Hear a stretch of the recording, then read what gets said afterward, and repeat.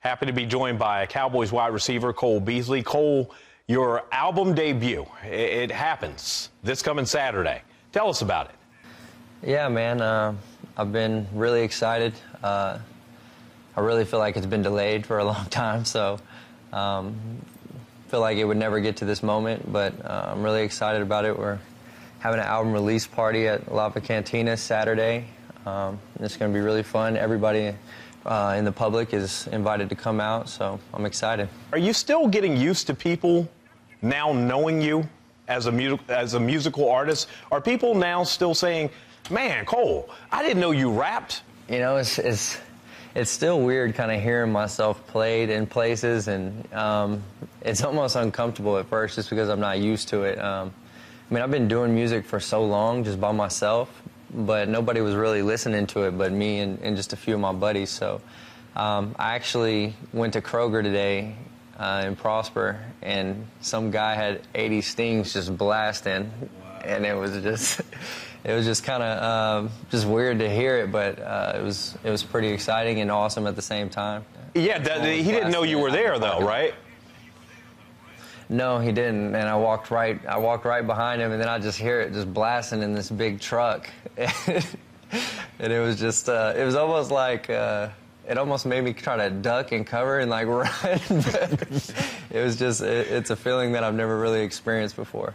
80 Stings, of course, your hit single, that came out, your debut, you know, it sold 100,000 units in one day. It rose to number 12 on iTunes hip hop chart.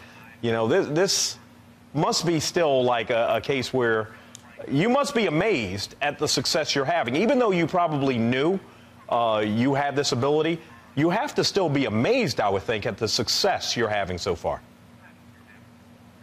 Yeah, because you never really know how people are going to receive it, and you know, especially with me being in the NFL, and you know, not exactly everybody is a fan of that, you know, doing something besides football these days. But you know, I actually talk about that on the album, and you can't let people's perceptions kind of put fear in you of doing things that you love, and that's a reason why I really wanted to make this album and talk about things of that nature.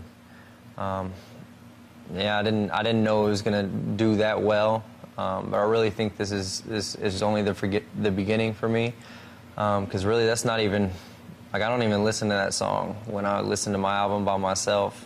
Like, I skip through that one and listen to all the other ones. If we can, I want to bring in your producer as well, Victor Fast Clark. I want to talk about this Sure. collaboration that we hear that has taken place with Run DMC, the legendary Run DMC. Cole, you've collaborated with them, Cole and Victor. How did that come about, and what can we expect to hear? Because that won't be on your album that's coming out on Saturday, but that is coming our way sometime soon. What brought that all about was the success of 80 Stings. It definitely went viral, and it was all over. And actually, it was DMC that reached out, and you know, that just led him to come into Dallas, and him and Cole got in the booth, and it was awesome. I was just excited to experience him in the studio and just watch him work, and just seeing the process of how he makes music.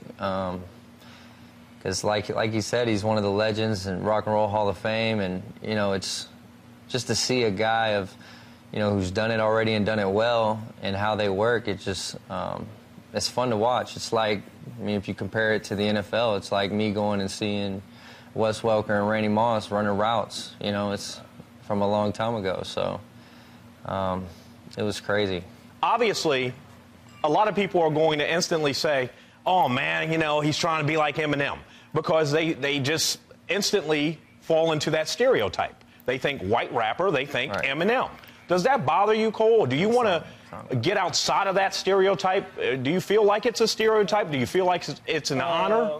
Yeah, I don't think nobody's going to think that. I mean, they may hear a similarity at first, but once they get into it, they're not going to think that, because I mean, definitely to be compared to Eminem is a great honor.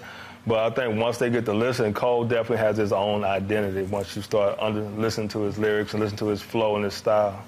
Yeah, it's when you hear the album, it doesn't sound anything like Eminem's stuff. So I could get how they could say it from the first record, from 80 Stings, but the rest of the album is nothing like that. So I don't think they'll be saying that.